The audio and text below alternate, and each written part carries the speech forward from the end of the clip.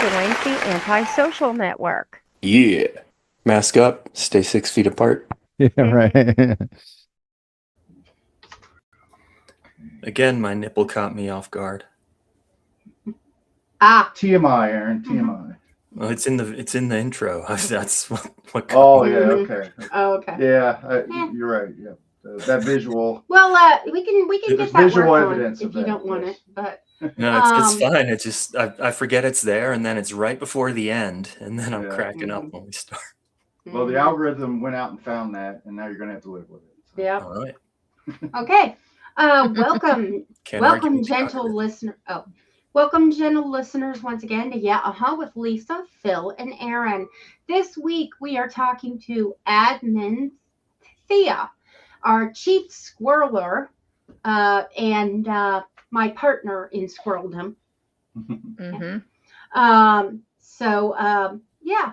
This week we're talking about Low End Theory by Tribe Called Quest. It's a 90s album. Aaron presented it because he knew Philip hadn't heard all of it because it's not Philip's usual cup of tea. I knew he hadn't heard any of it. Right. Yeah, I really haven't heard any of it. I actually enjoyed this more than a lot of albums that we've covered. It's come up 2 or 3 times in previous podcasts, I think. Yeah. I think that's what convinced him to jump to it. Yeah. And this week we I just mentioned that I'm trying to mention, sorry. Admin Thea has created something of an introduction, and I'm going to let her have that. Hi there, everybody. Welcome, Thea, and thank you. Hi there, everybody. Thanks for inviting me. I really appreciate it. I really enjoyed this album. This album came out, in 91. I was, very young, still in high school. It came out at just such an incredible time, and it was just so fresh and so new and so good. So happy to be here to do it. So just a little bit of some stream of consciousness I came up with just as an intro to this whole album. So just a little background. This album, just 1 month after dropping their first album, which is called The People's Instinctive Travels, Fife Dogg was actually diagnosed with diabetes, and he briefly considered exiting stage left from the band. It was a tough moment, no question. Suddenly life came with needles, diet changes, and zero patience for nonsense. So thankfully, Q-Tip stepped in like a calm but firm coach and said, "You're not leaving, you're leveling up." Fife stayed, grabbed the microphone tighter, turned his verses into witty, sharp jabs that hit just as hard as the beats. Meanwhile, the group didn't exactly take a breather. Instead of relaxing after album number 1, they rolled straight into recording the Low End Theory like a band that forgot what time off even means. Fife later summed it up perfectly. Tip simply did not believe in stopping. The album itself balanced brains and bass. Its title nodded to both deep low-end frequencies and the not-so-great low-end position of black men were often pushed into socially. They didn't come alone. Jazz legend Ron Carter added buttery, upright bass, while leaders of the new school, featuring a very energetic Busta Rhymes, stormed in on scenario like they had had 3 espressos and a mission. Behind the scenes, pure chaos with a rhythm. Managers were fired, lawyers fired, lawsuit unlocked, a switch to Russell Simmons' camp, and a year-long tug of war for money. The whole experience left the group a little side-eyed, and music and sorry. It's okay. The whole experience left the group a little side-eyeing the music industry, but it also gave the album extra edge. Turns out frustration pairs beautifully with great bass. So just a little, Awesome. Yeah, well said. Thank you. You covered a lot of ground there, including Fife Dogg's battle with diabetes that eventually took him away from us, and just a lot of the. Now, does it indicate whether he discovered he was a type 1 diabetic or type 2? I'm most curious. I didn't go looking too deeply into that. We can always take a look at that later. Okay. Or if only we had access to all of the collective information of the entire universe since the beginning of time, forever and ever.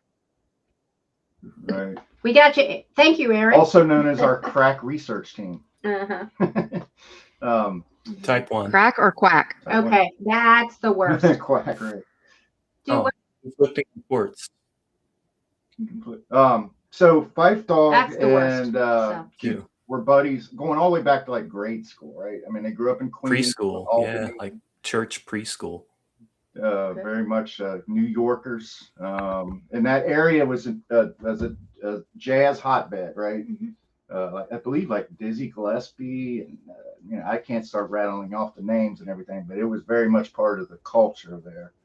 And that's why this album is infused with a lot of different samples, but a lot of jazz samples that those of us who are novices find obscure, I guess. And I like the bluesiness that slips in. That was what I enjoyed. Oh, I love some of the horns in it are just silky. It almost reminds you of like a film noir type sound, or a gumshoe detective movie or something from the 40s or whatever. It's like really funky. Yeah, funky. Just stylish. But fresh, like funky, but in a fresh way. Yeah. I have to say that it took. I don't want to say funky fresh, but like we talked about last summer. This is a long time coming. We were going to do this. It took about a year for us to build up to this, and we started out by when we were out shopping on our shopping excursions. On Saturdays, we would listen to the whole album during the course of the day, and it was hard. It was difficult for me to get into it because a lot of we had Kurt Ellenbach on a couple weeks ago, a music professor, and he was talking about how a lot of jazz is discordant because you can't predict where it's going, that it's difficult, it's complicated, and so that made the album a little bit unaccessible to me at first. So it was like a really, really slow burn. And then at one point, we were going to do it one time when our guest didn't show up because Aaron was under the impression we were ready to go. And I realized I'm not ready to go. I've heard this so many times, but all the songs kind of run together. I really haven't given it the attention it deserves. So I've tried to do that over the last week or so. And it's been, it was a slog, to be honest with you. Yeah. And that is why I find that in many albums, even ones that I'm predisposed to, the songs run together if I'm just listening to the album all through. I'll listen to the album all the way through at least once. Then I will go to YouTube and I will listen to each individual song identified on YouTube. Yeah. Or I just can't, most of the time I can't rack it. And that would be any group, groups that I've known since I was a kid, etc. So that's what I do. I do the YouTube thing because even though it's not the best sound possibility, still. Yeah. That helps me. What about you guys? What about you, Aaron? Where are you coming This was from? always in the CD changer. Okay. After it came out. I was introduced to it in probably 93 when I was living with Ihor. He had a copy of it. He had this and their first album. And Fife Dogg is barely on the first album other than Ham and Eggs. He doesn't contribute a whole lot. And Ham and Eggs is hilarious if you guys haven't heard it. Have not. I don't eat no ham and eggs because of high cholesterol. Yo, Tip, do you eat it? No, Fife, do you eat it? Not at all. And the story goes on. They go to grandma's house and she's got the ham and eggs but I can't. I'm plagued by vegetarians. And in the last verse, it's no, Tip, do you eat them? No, Fife, do you eat them? All the time. That's kind of the end. Yeah. That sounds like a lesson. That sounds like something it does, doesn't it? Yeah. Yeah. Like if they ever went on Sesame Street, maybe they would have performed that would be right before he learned he had type 1 diabetes. But it's sure. it is a good song. Tribe for me is like is kind of, I don't know, it's a weird theaism genre that I call it like intelligent rap, Yeah. like thoughtful rap, thought provoking, Mhm. a lot of thought and consideration into the lyrics. And Phil, I know you and I have kind of like discussed it back and forth where parts of a lot of this album don't necessarily hold up as well Mhm. Yeah. Right. today as it did back then. Right. But to me, after just immersing my world in this album for the last couple of weeks, it's still, I gotta say, it still slaps for me. Mhm. Yeah. And Even this is with the the first time period I've heard of stuff any and of it. Right. A lot of the pop Hmm? culture references are even kind with of the dated. even with the PMS stuff that didn't age well and all that. Yeah. Or the Arsenio Yeah. Hall Yeah, no, I reference. like it for I love just the Arsenio Hall references. yeah. Yes. Those did Ooh, age ooh, well. ooh. I liked it, and I really didn't pay that much attention to the validity. But I did enjoy it, and I think that speaks. If you're not normally into that kind of music, try it. Yeah. It could be your gateway album to rap. Right. Well, it's held in such high regard by rappers, Yeah. peers of the band. It's Dave Chappelle was a great ambassador for this band. He introduced them at the Hall of Fame, actually, That's right. I and forgot about that. Yeah. did a really tremendous job and I love that. I've watched the video of that whole thing twice over the last week or so, and I just love it because you can feel the familial energy coming off of the group up there. Like Q-Tip's up there, and he's got his arm around the neck of Fife Dogg's dad, and it's just like such a crowning achievement. And well, because Miss Dionne Warwick, I'm going to San Jose. I think I need directions. Yes. Yes. He was having the time of his life. Yeah. He was. And great, well deserved. I'm glad that they honor their fallen member so closely. Yeah, it was really. Yeah. And another thing here, me like cry. I'll oftentimes reference certain bands I like or musicians as I like JJ Cale. I'd say the majority of people aren't super familiar with JJ Cale, but he's one of those, if you know, you know. And he's like a musician's musician, like all of the greats, Petty, the Eagles, Eric Clapton, Leonard Skinner. They all covered, maybe the Eagles didn't, but they all covered JJ Cale songs and gained great notoriety out of it. And the undercurrent of that really was JJ Cale. That's what I mean by like a musician's musician. I kind of feel like Tribe is very much like that these days. A lot of your popular artists these days are going to give flowers to Tribe Called Quest. And just with how things have changed, they're one of those kind of, if you know, you know kind of things. Does that make sense? Yeah, absolutely. Well, I heard on this podcast I was telling you about before we started recording, Tribe did a lot of sampling, but they've been sampled a tremendous amount also. Something I think it might have been the last track. It's been samples of samples. Yeah. And really, I think if the construction is unique enough, the samples are secondary. Yeah. Like the fact that they've sampled is Scenario has been secondary. sampled something like 91 times, according to this Do what? source. Which Scenario, what has? The song Scenario, the last. Because I can't hear you when I have the headphones on. Okay. The song Scenario. Yeah, and Q-Tip has appeared on other, guested on other albums. He performed with the Beastie Boys. Not too long after this album, he was on Ill Communication. Yeah, that one passage, and well, he's like Check half. It Out. He's half the song. Yeah. Check It Out, right? Yeah. Yep. Okay. 1 2 1 2, keep it on. Listen to the shit because we kick it till dawn. Listen to the abstract, got it going on. Listen to the ladies, come on and let me spawn on your eggs as we go up the river. Love it. Listen to the abstract, the freaky. I'm gonna stop there.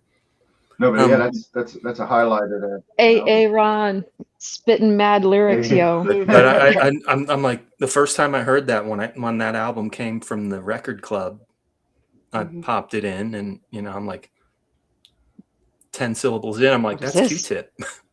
Yeah. Mhm. Yeah. I didn't know who it was, but that passage resonated with me because I am a fan of the Beastie Boys, and Mhm. Yeah. it's a great rap for sure. He's also on the Chemical Brothers song. What's it called? Galvanize. Mhm. Because there's a party over here, so you might as well be here where the people care. Don't move back. And another thing, they seem to be like a bridge between like the first wave of rap, which was kind of really infused as pop, like pop offshoot, and now the harder edge rap maybe that we're more accustomed to today. And Chappelle talked about that during the Hall of Fame ceremony, talking about how here you could have very thoughtful, very traditional, or I guess nothing really was traditional at that point, but organic, urban music that was not negative necessarily. That was kind of bridge that gap. Yeah. So That positive, intelligent yeah, rapper, like genre-ish. right, Yeah. right. So there's a lot of things I love about this band, and I did develop some favorite tracks out of this. But like I said, it was a slog for me to get through it. And I'm glad I did. I'm glad I went on that journey. But so why don't we? I think we've. I think we have expressed love, Yeah. and now it might be an idea to get into the song. Unless we want to talk about the native tongues and the whole collective they were in New York. Yeah. Zulu Nation Us. and all Okay, that yeah. stuff. So the posse track thing at the end scenario, that's with Leaders of the New School. And I'm not sure if they were technically part of Native Tongues. I think they're honorarily part of Native Tongues. This is not connected. But you have like the Brand Nubians and De La Soul, Queen Latifah, and they're all this kind of sort of positive collective, and they were associated with loosely associated with Zulu Nation, which was Africa Bambaata's thing, but African Bambaataa is now canceled. He's a sex pest. The sex. Yeah, I've heard that term before. That's the way the British say it, and I think it's funnier that way.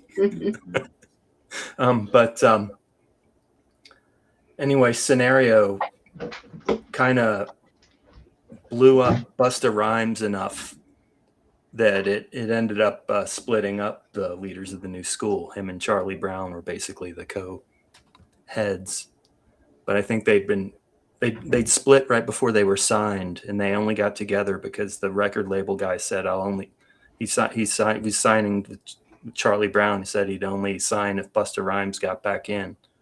And Busta Rhymes got back in so he could have a record deal. Interesting. But Interesting yeah, he's a show stealer, I guess, and Charlie Brown didn't appreciate that. Oh, yeah. For those of us not necessarily in the know, I think you said New School.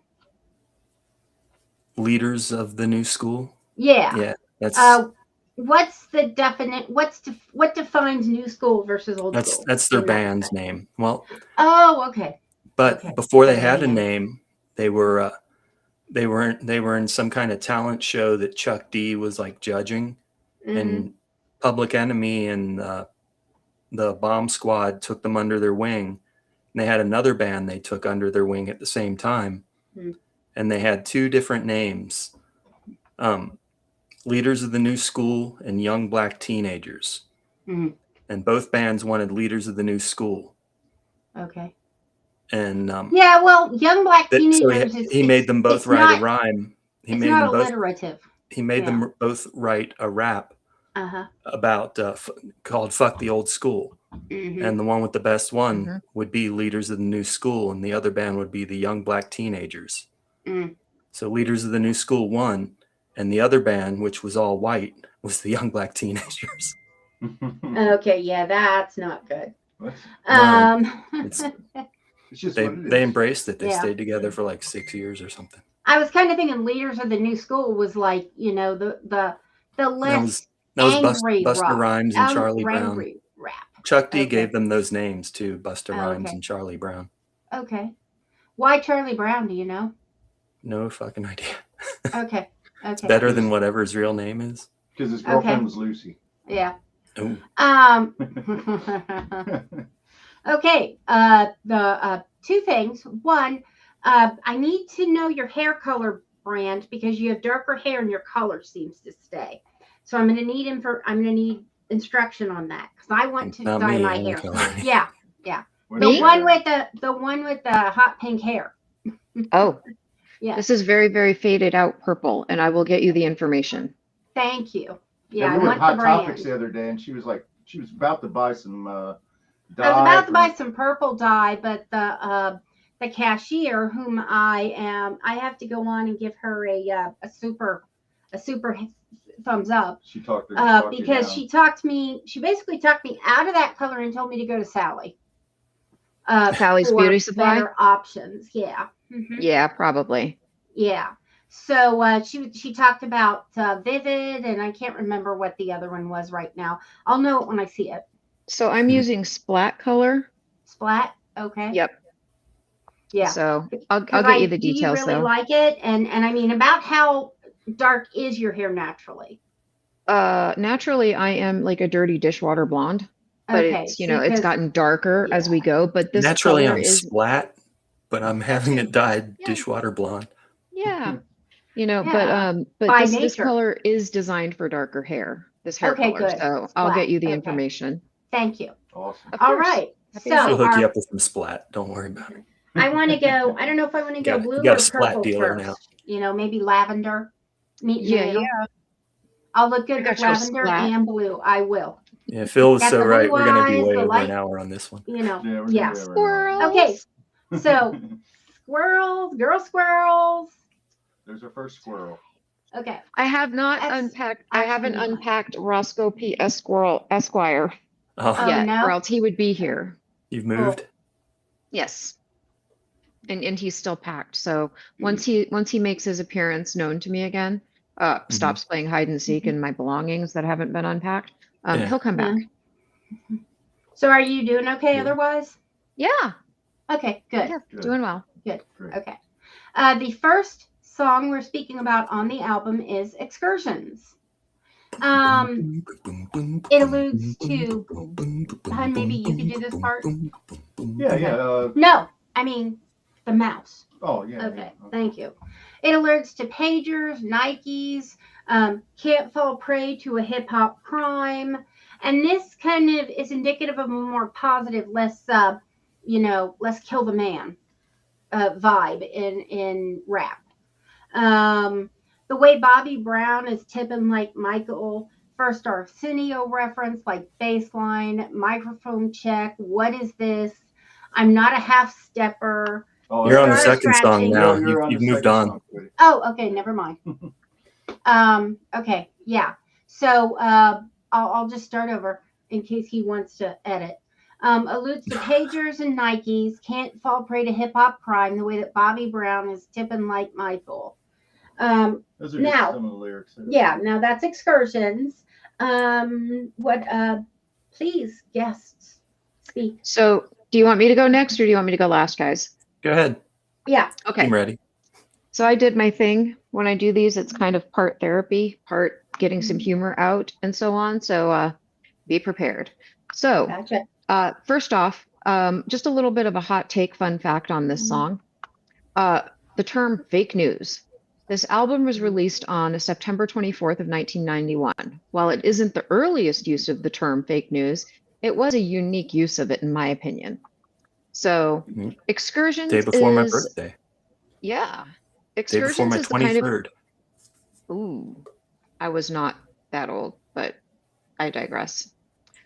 Excursions is the kind of We know. opener that makes you feel like you're getting a PhD in groove studies, whether you asked for enrollment or not. The bass line doesn't walk, it saunters in like it just came from a jazz session, drops some Coltrane wisdom, and now wants to lecture you about real hip hop while swirling an espresso. Fife is nowhere to be found at first because Q-Tip clearly decided to host a one-man TED Talk on the cultural evolution of rhythm. By the time you realize he's been talking for 90 seconds straight, you're nodding your head like an enthusiastic grad student pretending to understand postmortem theory.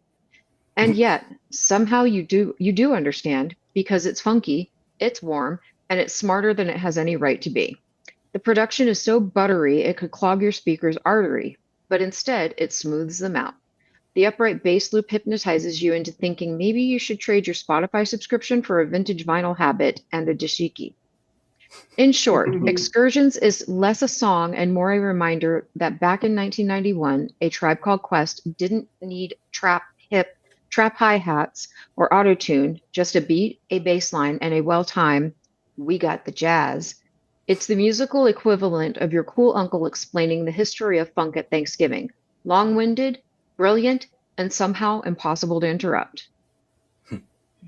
Nice. Gotcha. Yeah. That's not, yeah. That was buttery. It's like, Like butter. butter. Butter. Ain't no parquet. Ain't Aaron? no margarine.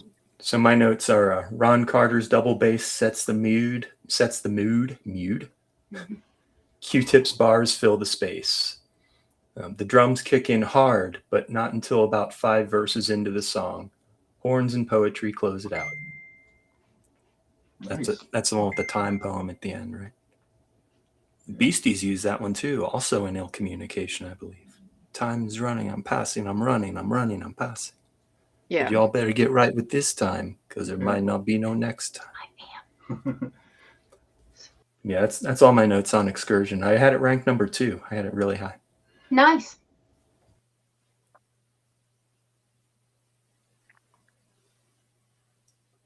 Lost your sound there, Phil.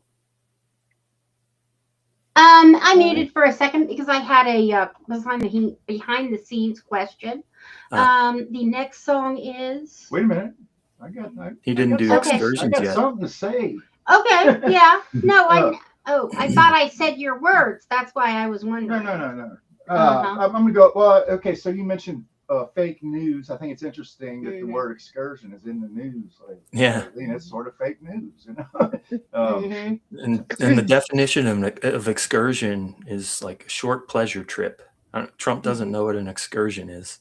No. Right. So that's Mhm. irony. That's something that's topical. Well, for that's him, an emerging excursion is going out to the golf course. That's right outside your home in Sure, Mar-a-Lago. that's an excursion, but for Yeah. him, the war's an excursion. Mm-hmm. I love the way that the album. I had this ranked pretty low, but I like the way it opens because it sounds like a jazz group tuning up, tuning and getting ready to actually perform. Yeah. And then I think it's the one where Ron Carter's actually playing like with them in the room. Yeah, I'm sure it's not a warm up exercise. I'm sure it's a jazz. It's a sample. No, the man himself. They got Ron Carter to play bass for this. Right, you mentioned, yeah, that's right. Okay, and that's why they bleeped out. He didn't want any curse words in it, so they took out the words bitch and shit. If your sis is a bitch, and I forget what shit was rhyming with. But. Yeah. Well, so Ron Carter, okay, he's sitting in on this. So, but the intro of the album, you've got that cool little jazz groove, and then he goes, back in the day when I was a teenager. And I just feel like that was a strong intro. Yeah. Even though I didn't have the song, a lot of times the opening track of an album really pops, and I have to say that this one it didn't really light me up. But the intro of the song was good and strong, and I just wanted to mention that the sample that I took note of, A Chant for Boo, Art Blakey and the Jazz Messengers. But as we mentioned, this band sampled all kinds of things. Like they might got the horns on the outro. I think so. Yeah. So I only had it ranked. Let's see. 6.9. Yeah, I had it. I got you here. 10. Out of 7.5 is as high as Phil had it 10th. So it's not too far off. All right. Okay. Our next song is Buggin' Out, and I am going to let Philip start this time.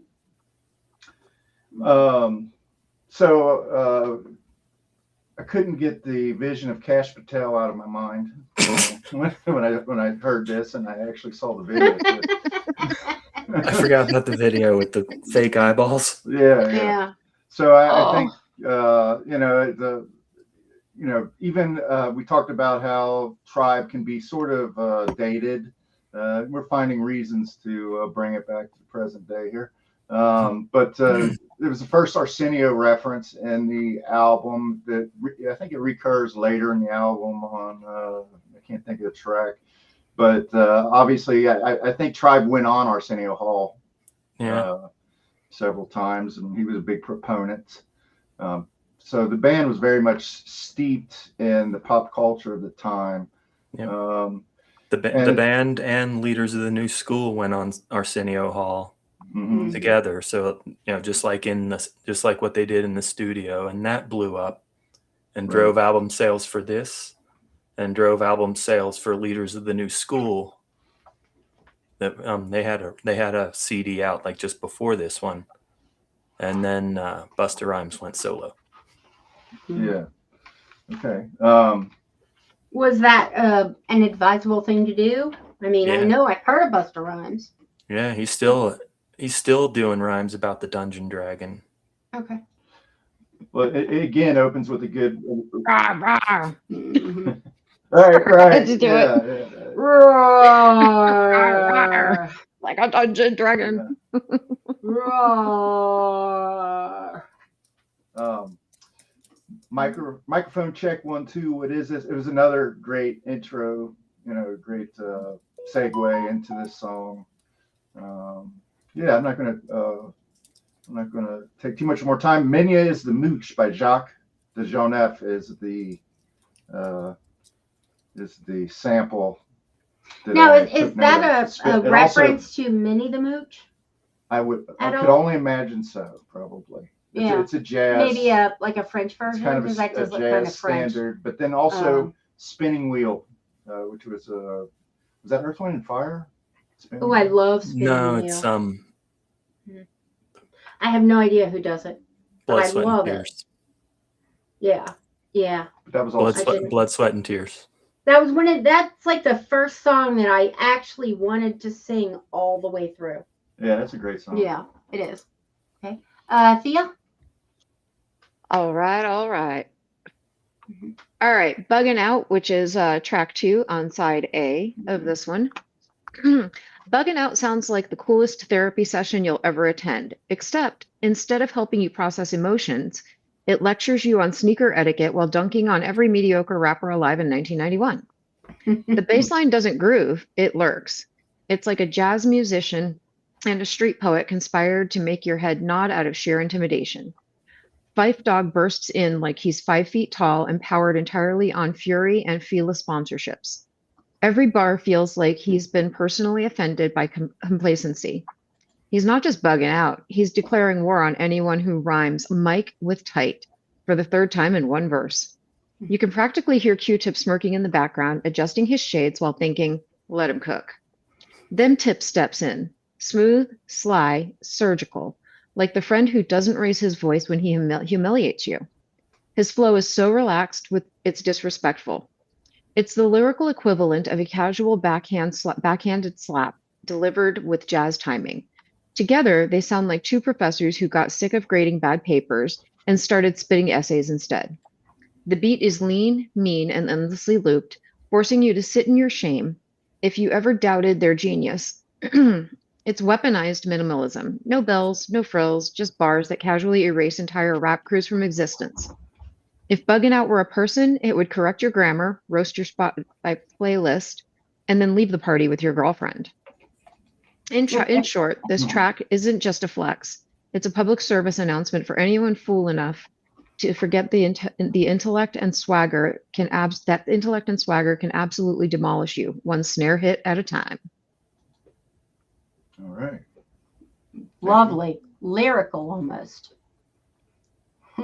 Almost. Yeah. Yeah. I mean, I think you could almost make that a rap. Here we go, yo. Yeah. Okay, Aaron? This was my number one, so we got my top two out of the way. Wow. Yeah, and what amounts to Fife Dogg's coming out party, the funky diabetic kicks down the door with the most famous phrase in the ATCQ catalog. Yo, microphone check 1, 2, what is this? But this also has one close to my heart. Never half step, because I'm not a half stepper. Drink a lot of soda, so they call me Dr. Pepper. And Phil could vouch for what was my breakfast in 8th grade, 7th grade, 9th grade? All those grades. Dr. Pepper and last night's homework assignment. Yeah, and a bag of Doritos. And a bag of Doritos, yeah. Always doing his homework over there in the corner table in the lunchroom.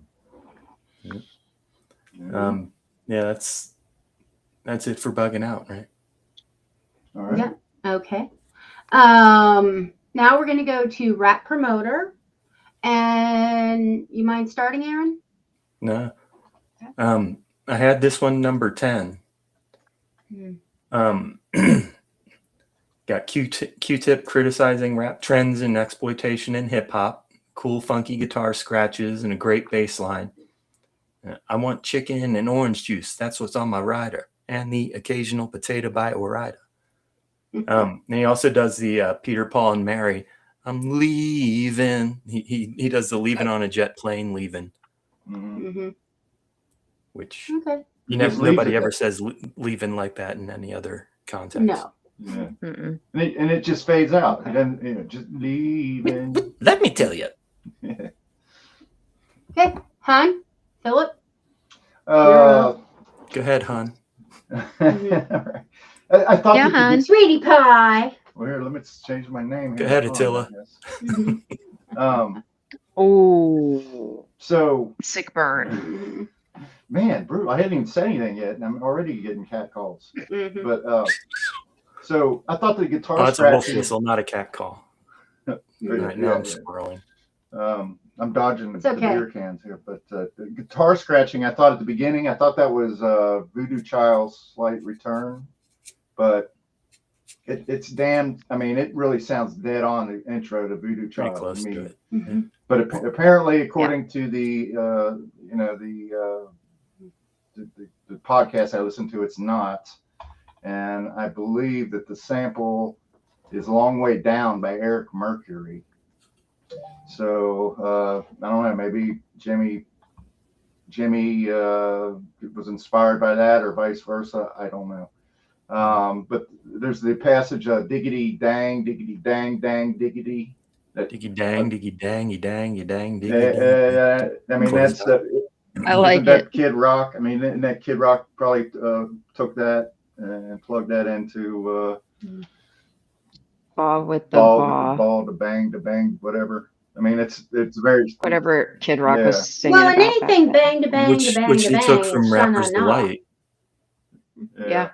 But I mean that sounded sha-na-na to me. I guess it's sort of public domain, right? So maybe. I don't know. Depends on when it was done. Just the sound of it. Let me see. I don't know where did I have that ranked, Aaron? My ranking's probably. Phil had this was bugging out. No. Rap Promoter. 4. Oh, okay. I generally like songs that are about the business. You know, I like Long Way to the Top. I like Jukebox Hero. Songs that are about the business resonate with me for some reason. I don't know, but I did like this. I had this number 1. 3 of those on this album. Yeah, I think that I would have. I think that if I ranked them again, it'd look a little different. But I'm just going to roll with the way I had it. So, there you go. Cool. Miss Which direction Thea? we going? Okay. Don't worry about swirling, Aaron. Well, we went clockwise, then counterclockwise, and now we're clockwise again. We got the squirreling covered, guys. Yeah. Just sit back and chill. We're good. Yeah, right. So, Rap Promoter is what happens when smooth talking poets finally lose their patience with the business side of hip hop. It's the sound of Q-Tip counting his money, realizing it's insultingly low, and deciding to turn his frustration into a groove so catchy that you almost forget he's roasting the entire live concert economy. The beat hits like a bass-driven laugh at capitalism's expense, minimal, funky, and smugly professional, as if the track itself showed up early, sound-checked properly, and still didn't get paid enough. Q-Tip slides through the verses with a grin that says, I know I'm too talented for this nonsense, turning industry gripes into lyrical foreplay. He's listing travel costs, hotel stays, per diems like an accountant with rhyme and a vendetta. Every bar carries the energy of a man who's been stiffed by one too many greasy-handed promoters, who swear exposure is its own form of payment. You can practically hear him side-eyeing them again from the booth, and somehow he makes righteous indignation swing. This isn't just a rap song, it's a hustler's gospel, funny, biting, and perfectly fed up. Rap promoter plays like the world's grooviest invoice, smooth bassline, itemized sarcasm, with the subtle reminder that yes, Q-Tip expects cash up front. Good for him. Yeah, that's a very Frank Zappa thing too. Yeah. The whole roasting the promoters and everything all along the way. Everybody that fucked you over. Mm-hmm. Call out the management. Right. He's the one with the microphone. Yeah, they did. Yeah, they did this one. It was a really smooth, direct, and powerful way of doing it. Yeah. It was good. Yeah. I think David Letterman kind of achieved sort of a rock star status with the same approach with his comedy, you know? Yeah.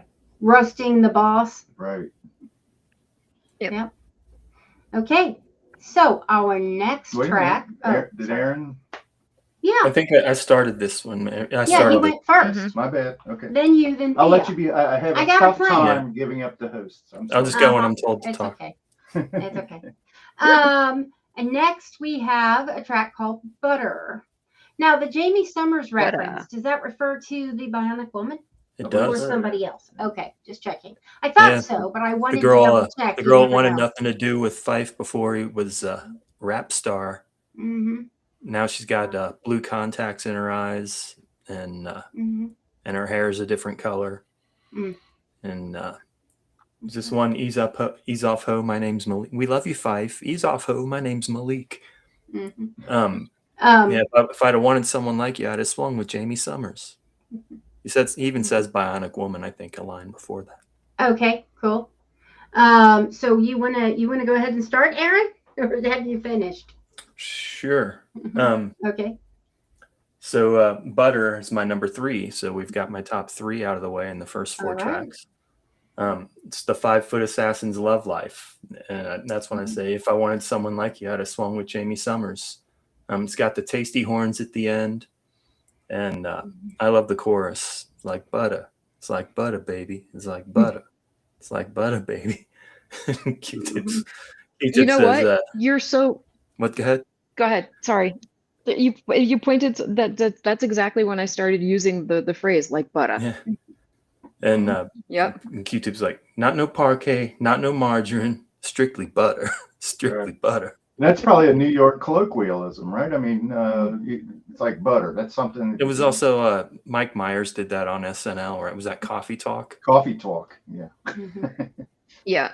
Yeah, like, but did Barbara he get Streisand, she's like butter.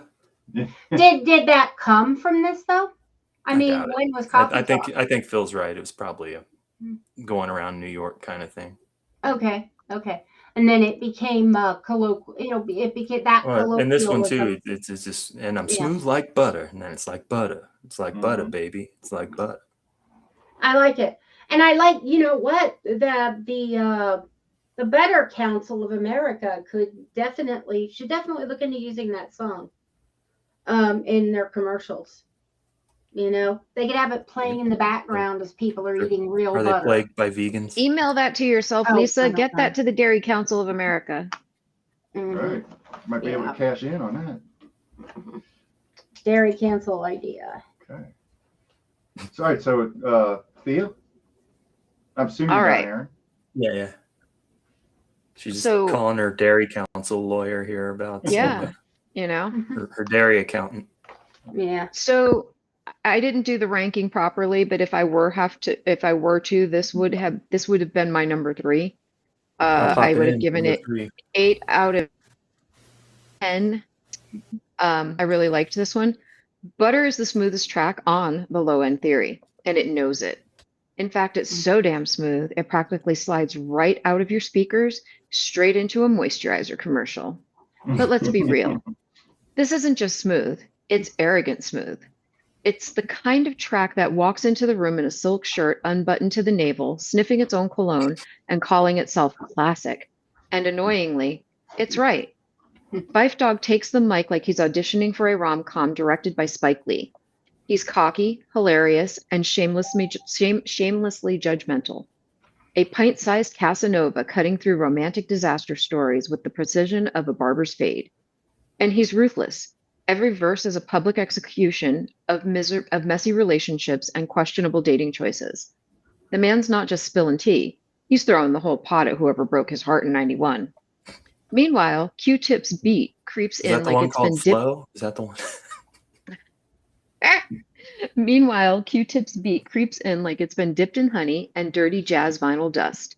It's seductive, yet, yes, but also a bit too chill. If it's quietly judging Fife's tragic dating resume while sipping a Negroni. The bass line doesn't bump, it caresses, like it's flirting with your speakers instead of shaking them. You could call Butter a love song if love were petty, brutally honest, and allergic to self-awareness. It's part confessional, part stand-up routine, part roast session for ex-girlfriends and ex-egos. Every time Fife flexes, he manages to trip over his own confidence. But that's what makes it brilliant. In the end, Butter is less a song and more a crime scene.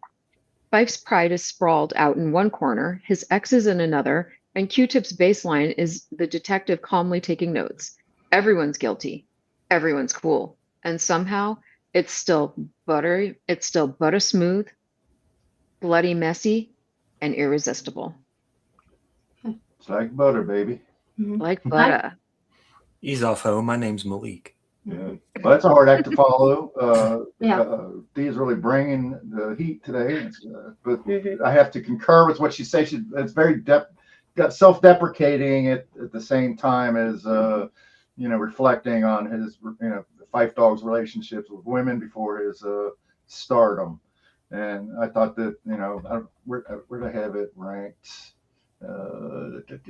Wick, whack. Oh, I had it ranked startlingly low. I'm like really going against the flow with Aaron's rankings for sure. Yeah, we were opposites. It was like a virtual tie.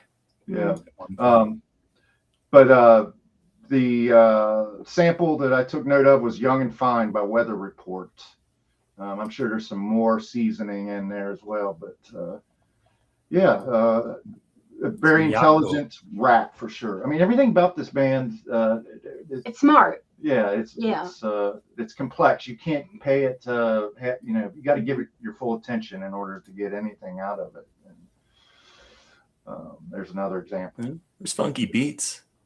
You don't have to pay too much attention to. Okay. Verses from the Abstract featuring Vinia Mojica, please excuse pronunciation, and Ron Carter. Hun, This is the one where he was in the room, not the first one. Okay. I didn't take a lot of notes on this one. Just took note of Busta Rhymes makes his debut on the album here. And it's a Q-Tip solo. Let's see, where did I have that one? Oh, I keep forgetting to look. I have it like 7th. First from the Abstract, 7. Yeah. And it samples Heat Wave by The Star of the Story. I did listen to this morning, and I think this would elevate a little bit more in my rankings if I were to redo my rankings, which I'm not. But I don't have a whole lot on it. Okay. Thea? Verses from the Abstract. They're smooth and most grounded. I find this one to be their smoothest and most grounded. A masterclass in how to make introspection sound fly. Q-Tip's flow here isn't just relaxed, it's conversational. Like he's chilling in a dimly lit room, talking life, love, gratitude, and groove over a bass line that hums like it's meditating. He name drops his friends, his philosophy, and even his meal habits, and still somehow makes it sound cooler than 90% of the MCs spitting about Bentleys 30 years later. The song is a self-portraiture through rhyme. Tip opens up about staying humble, repping his people, and finding balance between spirituality and swagger. He's thankful for small things, music, connections, community, and even when he flexes a little, it feels earned. There's no posturing here. It's all lived in honesty, the voice of a guy who's figured out confidence doesn't need volume. The production, good lord, that bass. Ron Carter's upright groove gives that song its heartbeat, and Tribe rides it perfectly. The drums are crisp but airy, a reminder that not every track needs to bang to hit. That was weird to say. Yeah. The whole thing moves like a cloud over a warm summer afternoon, light, layered, and alive. Verses from the abstract isn't about competition or ego, it's a meditation set to jazz. It's Q-Tip cracking open his world friends, fam, prayer, and peace, and inviting you inside. The vibe says, I'm grounded, I'm grateful, and the groove's eternal. It's the it's it's the Tribe in full bloom, bold, spiritual, and effortlessly human. Very Mhm. lovely. Aaron? Thank you. I had it number 7, right in the middle. Girls love the gym because it causes crazy friction when it goes up in and fluctuates addiction. The backup vocals are honey sweets, and god damn it, the quest is on. All right. Hun? Um, 12. Oh yeah, Oh, I'll you get go. you ranking here. Versus, yeah. Do you have anything else to say about it? No. yeah, Okay. I let off. Okay. Yeah. Okay, just checking. So we got about less than 10 minutes. I think we can get through one more, but we might Okay. want to break after this. Yep. one. yeah. Right. Okay, the next song is Show Business featuring Diamond D, Lord Jamar, and is it Sadat X or Sadat 10? I think it's X. Okay. And we are going to start off with Thea. All right. Show business is what happens when idealistic jazz poets remember the record industry is basically a used car lot with better lighting. The track sounds like it was written mid-label meeting, right after someone from marketing suggested putting them in matching leather outfits. It's funky, furious, and dripping with acid reflux of dripping with the acid reflux of betrayed creativity. Q-Tip kicks things off like a man filing a complaint directly into a drum machine. His flow is smooth, but the lyrics are pure venom, spitting truths about fake executives, shady promoters, and rappers chasing fame like it's an STD. It's not bitter for the sake of it, it's bitter because it earned the right to be. Every bar feels like he's pulling receipts out of his back pocket and slapping them on the table one by one, with jazz samples playing judge and jury. Then the guest feature comes through, Lord Jamar, Sadat X, and Diamond D, each lighting their own little Molotov cocktail and tossing it into the crowd. They're not rapping for clout, they're testifying like industry survivors with PTSD. The energy is burn it all down, but make it groove. The beat, classic Tribe minimalism, low-end pimp slap, cool enough to disguise the rage underneath. It's laid back the way an arsonist might whistle while lighting the match. Show business is not here to entertain you. It's here to remind you the business part of show business. Remind you that the business part of show business is the parasite sucking the soul out of art. It's hilarious if you're not in the industry. It's horrifying if you are. Calling it cynical would be too kind. This is Disco Inferno for record executives set to one of the funkiest funeral marches you'll ever nod your head to. Mm-hmm. Ooh, yeah. Nice. Stab. Aaron. Bitch slap Yeah, I like that. or pimp slap. I don't know what the boing sound is, but it's pretty cool. Mm-hmm. Going on through it. Boing. Yeah, we don't want to know how they achieve that sound. Get a good lawyer so problems won't pile. You don't want to make a pitch that's wild. I just have another great sounds in the outro, but I had it ranked 11. Okay. Sorry. Mm-hmm.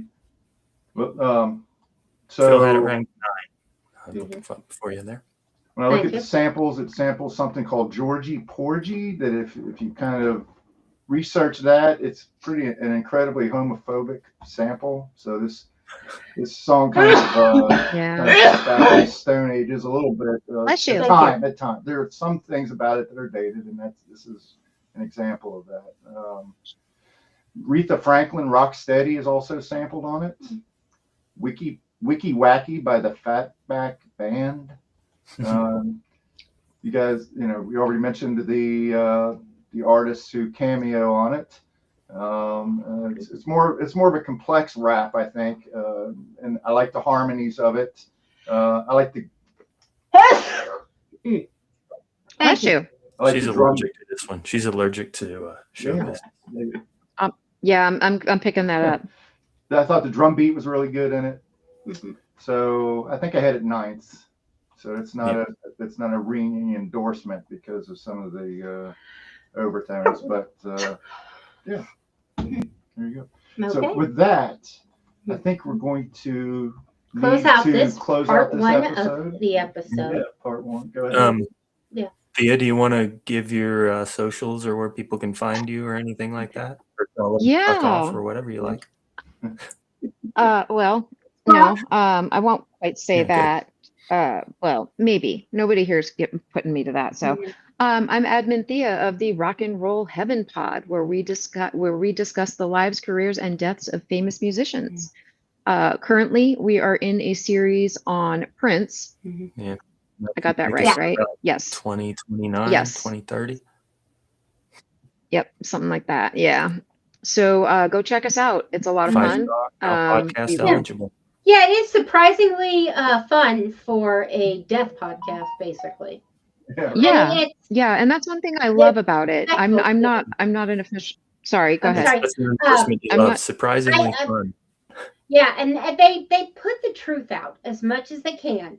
I Yep. mean, they've researched, they've checked, they It's have a resources, deep dive. and yet it's done as respectfully as possible.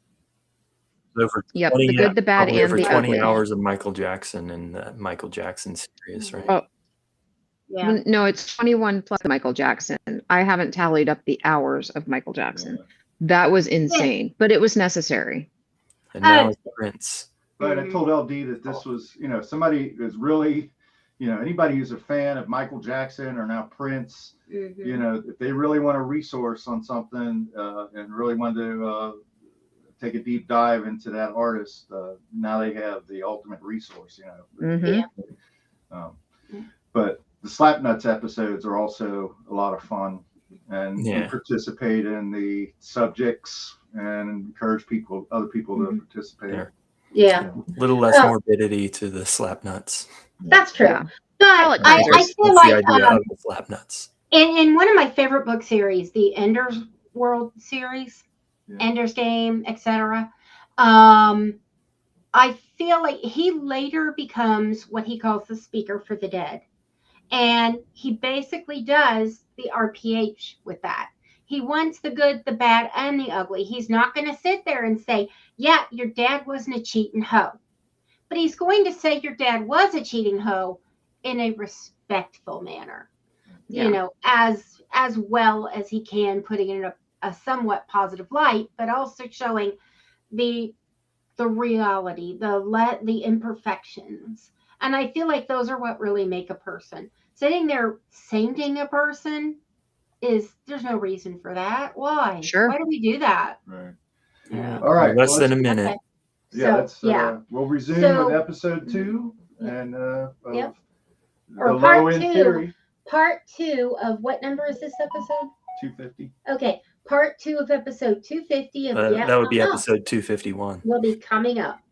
Oh, it's 250.